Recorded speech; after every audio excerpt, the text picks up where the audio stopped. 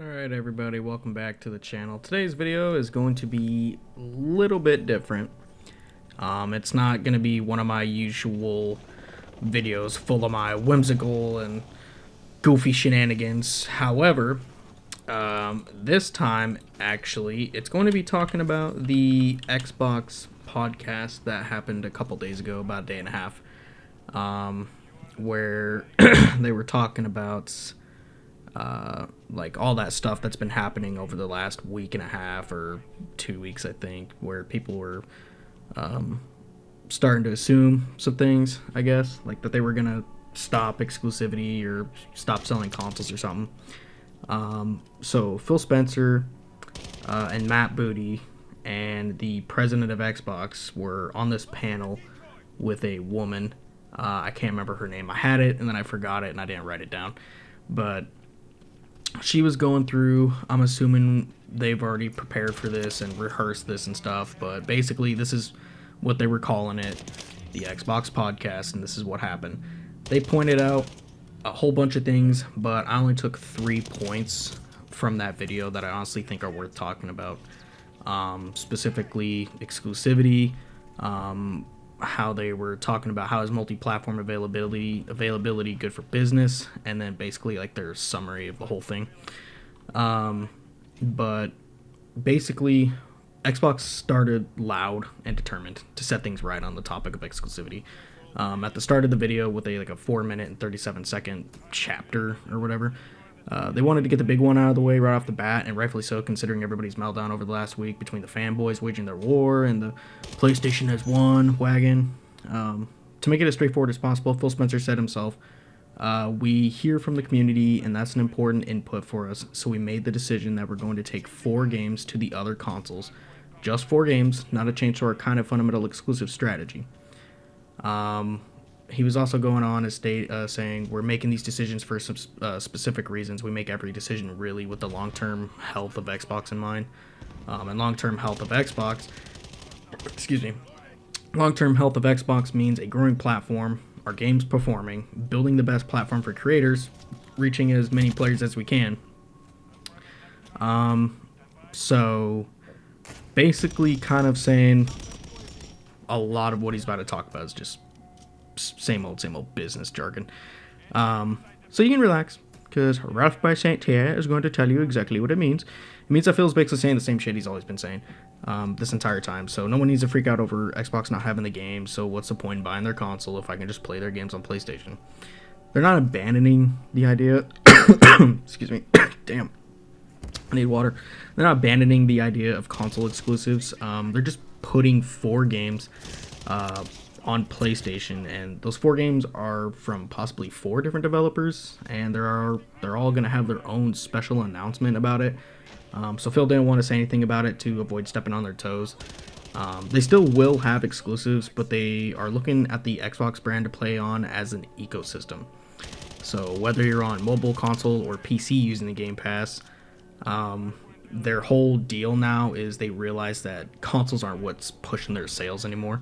It's like their whole system, like whatever they bring to the table that you get from being on the Xbox platform, their Windows, their Game Pass, their console, if you're buying games on mobile published by them, their system, right? So as for what those 4 games are, though, honestly, I've seen Starfield tossed around, Halo, Gears of War. I've even seen Grounded get its hat thrown in the ring. I guess we'll just have to wait and see for whatever that is. I don't know. I can't remember when he said, but I think he said soon that those 4 games are going to be announced.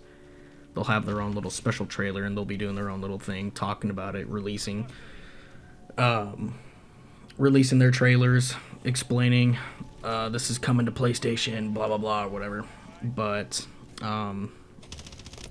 yeah, the whole exclusivity thing was probably the longest part of the video, like their longest topic that they stayed on for a while. They've talked about other things, but like I said, only 3 points really honestly stuck out to me.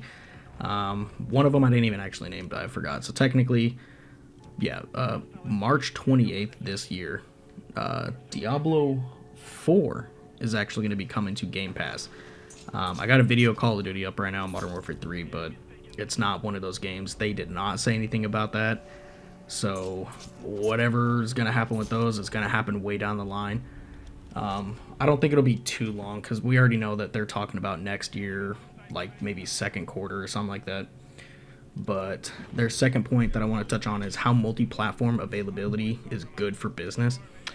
Not too much can be said about the bit other than Phil is stating that basically Microsoft is one of the largest publishers on PlayStation. They're one of the largest publishers on Nintendo, and then also one of the largest publishers on mobile platforms. He was also saying that doing all those, that's not something that they want to back away from. So he's clearly headstrong and adamant about the path Xbox is going down, and has a lot of consumers on the edge about the Xbox ecosystem, that certain aspects of the brand are going to be hindered by this idea of being multi-platform, such as like exclusivity, like we were just talking about. The whole point behind it is that he's saying is that we want to continue to be building great games that millions and millions of people can love, and that they can play those games where they want to go play. Key statement by Phil specifically, you have to keep in mind, is what he said is growth in our Xbox business is critical to long-term health of Xbox. Many people know I've been on the Xbox for over 20 years. I didn't know that, but sure. I want to make sure Xbox is in the best position for the next 20 years. That means healthy player community, healthy creator community, and healthy business. So when we look at opportunities to allow more people to play, more people to engage, more people to buy, and more people to subscribe, it's all about putting Xbox in the best position. Which he's right, let's be honest. Because, I mean, 30 million plus Game Pass subscriptions is already huge. But as those infamous Sony ratted motherfuckers will tell you, they'll tell you 100% that all the games are on PlayStation. Everybody's playing a PlayStation. It's, whatever.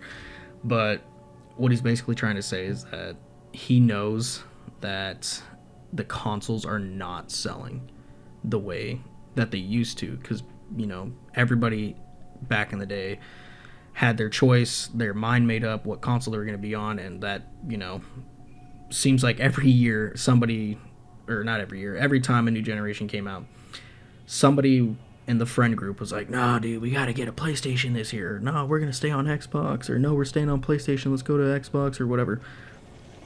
What he's trying to do is build like a bridge. At least this is how it's coming off to me. It seems like he's trying to build a bridge between the two groups without specifically just abandoning Xbox like the way people are thinking that it's going to happen. He's trying to build that community up where it can be anybody that plays.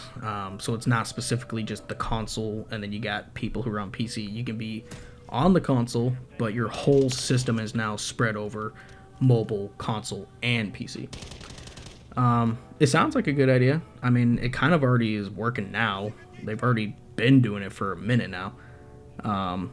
But it's that idea alone is clearly not only to expand their giant ass amount of Game Pass subscribers, but it's a money move. From a business standpoint, that is absolutely justifiable and reasonable. So Xbox as a brand has to make money in order to keep the franchises we play, sustainable. Because they can't do that if they ain't making money mountains the size of your best friend's mother's milk missiles now, can they? They have to somehow be able to make that money. So, the long term, that's what that's really all about, is make sure that Xbox is having all this huge community while retaining the same community before, getting new ones, but also branching it over just the console, or over more than just the console. Basically, summarize that whole thing. Point number 3, they were honestly, it's still a lot of business jargon though, and people are gonna take this way in a way that they feel fit to advance a narrative or agenda they have. But they finished strong in my opinion by stating that they're keeping in mind who put them in their spot that they're in order to be doing these things. making these games, saying you're playing on a platform that's dedicated to you. Hold on.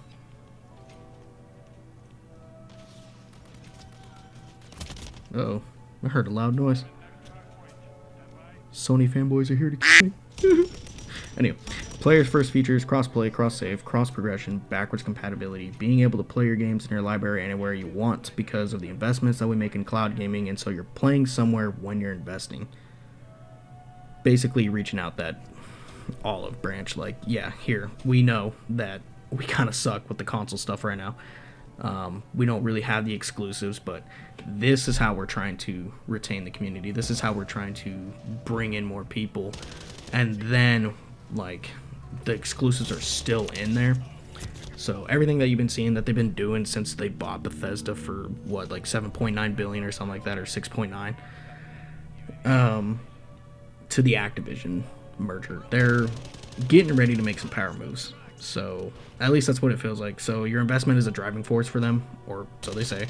So however the case, you know, I'm pretty sure that this was all just a lot of blown out of the water, out of proportionate stuff that people were coming up with over the last week, because, you know, you gotta fan the flame of that console war.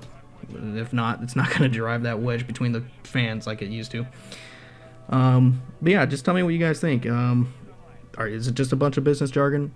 Has Xbox lost their minds? Will you stay on the Xbox ecosystem? Are you going to switch from the Xbox? Or just don't give a shit and just want to play the games you like? Personally, I like that option. But as always, I appreciate you guys watching, and I will see you all in the next one. Bye!